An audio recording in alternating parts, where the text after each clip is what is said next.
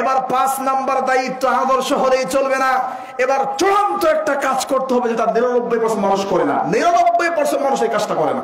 সেটা কি? আল্লাহর পক্ষ থেকে সিদ্ধান্ত হওয়া।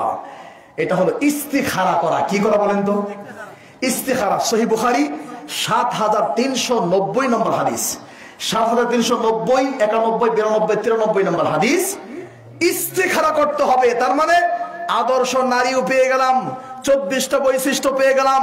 এবার রাতের বেলা ঘুমানোর আগে 2 রাকাত নামাজ পড়তে হবে। এই নামাজের নাম সালাতুল ইস্তিখারা।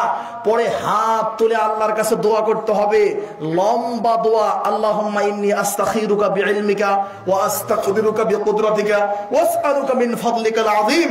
এই লম্বা দোয়া পড়ে ডান কাঁধে ঘুমিয়ে যেতে হবে। ডান কাঁধে ঘুমানোর উপরে 1 দিন 2 দিন 3 দিনের মধ্যে হয়তো সরাসরি আল্লাহ স্বপ্নে দেখাবে, হ্যাঁ তুমি যে কাজ করতে চাচ্ছ করো। আপনার দাদা, আপনার নানা 30 বছর আগে মারা গেছে, সে আয়েশা বলবে হ্যাঁ তুই বিয়ে করতে পারোস। যারা মারা গেছে আপনার আত্মীয় স্বজন, তারা বলবে হ্যাঁ তুমি বিয়ে করতে পারো, করো। এরকম হয়তো সরাসরি স্বপ্নে দেখবেন, তখন কাজ চলে, বিয়ে করতে পারেন। অথবা সরাসরি না দেখলে ওই মেয়েকে দেখতে যাওয়ার সময়, আসার সময়, বিয়ের সময়, কবুল পড়ার আগ পর্যন্ত অনেক ফিতনা ফাসাদ হবে, অনেক মারামারি হবে, অনেক দ্বন্দ্ব হবে, যৌতুক নিয়ে কথাবার্তা হবে। বুঝে নিতে হবে এখানে বিয়ে চলবে না। অর্থাৎ সরাসরি দেখাবে আল্লাহ, সরাসরি না দেখালে ইশারা ইঙ্গিতে আপনাকে বোঝাই দেবে এখানে বিয়ে চলে না। কথা বুঝতে পারছেন?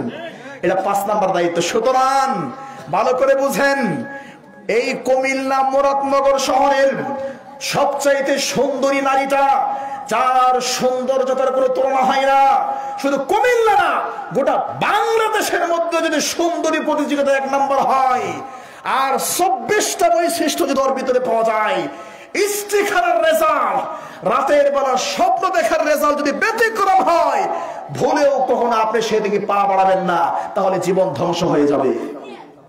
কথা বুঝেন নি? তাহলে 5 নাম্বার কাজ কি? ইস্তিখারা করা, আল্লাহর পক্ষ থেকে সিদ্ধান্ত নেওয়া কাজ চলবে কিনা। কথা বুঝতে পারছেন? অনেকে আছে সৌন্দর্যতার দিকে দেখে অনেক কম্প্রোমাইজ করে। আমাদের হুজুররা বেশি, হুজুরদের এই সমস্যা বেশি হয়। কেন জানেন? অন্যভাবে নেবেন না, কারণ হুজুররা তো কোনোদিন স্কুল কলেজে ক্লাস করে নাই, ছেলে মেয়ে পাশাপাশি বসে নাই, আরে গাড়ির সিটের মধ্যে পাশাপাশি বসে নাই। জীবনের প্রথম যখন কোন মেয়েকে দেখতে যায়, সরাসরি ইসলাম দেখার অনুমতি দিয়েছে, ওই দেখাতে হুজুরের ইস্তিখারার কথা বলে যায়, সব ভুলে যায়। সুন্দর যদি মেয়ে হয় বাকিগুলো হুজুর ভুলে যায়। এই জন্য হুজুর মগা যারা আছি আমরা বেশি দোয়া খাই। কথা বোঝেন নাই? আর স্কুলের ছেলে তো শুরু বলা থাকে মেয়ের লোকে পড়ছে, এই পাশে মেয়ে, এই পাশে মেয়ে, পরীক্ষা দেওয়া মেয়ের সাথে, পড়াশোনা মেয়ের সাথে, পিকনিকে যাওয়া মেয়ের সাথে। এখন ওই মেয়ে সম্পর্কে ভালো বোঝে, হুজুর কিন্তু ওরকম বোঝে না।